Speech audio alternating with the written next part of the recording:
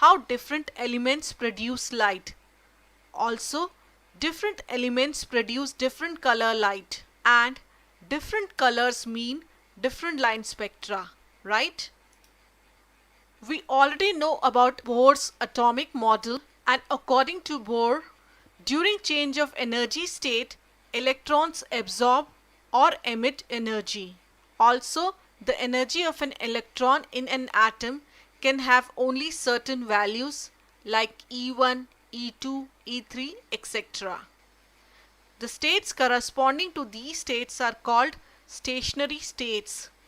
The lowest energy state of an electron is called ground state.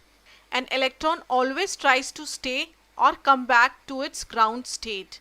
Hence, excited electrons radiate electromagnetic energy, which causes emission lines in the line spectra.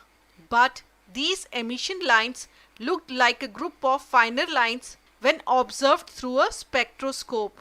So Bohr's model failed to account for splitting of line spectra. Thus, Bohr's model was adequate only for atoms having one electron. But Bohr's model could not explain the spectra of atoms containing more than one electron. Also, it could not explain the splitting of spectra into finer lines. German physicist named Arnold Sommerfeld added elliptical orbits in order to explain the splitting of lines in the line spectra.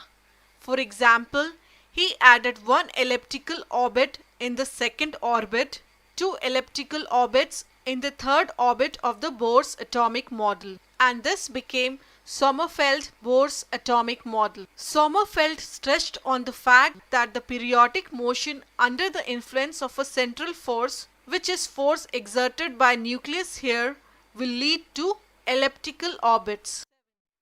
Though this model by Sommerfeld and Bohr could explain spectral lines in case of hydrogen atom, it could not explain spectral lines in case of atoms with more than one electron.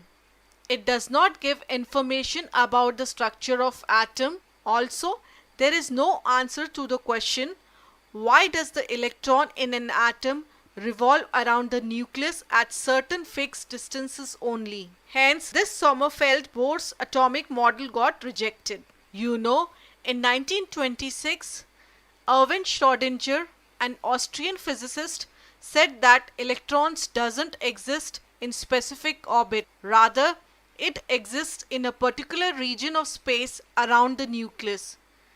The region of space where probability of finding the electron is maximum is called an orbital. This model is known as the quantum mechanical model of the atom. So, how is this orbital? How many electrons can stay in an orbital? We shall know about this in our next lesson. Until then, bye-bye.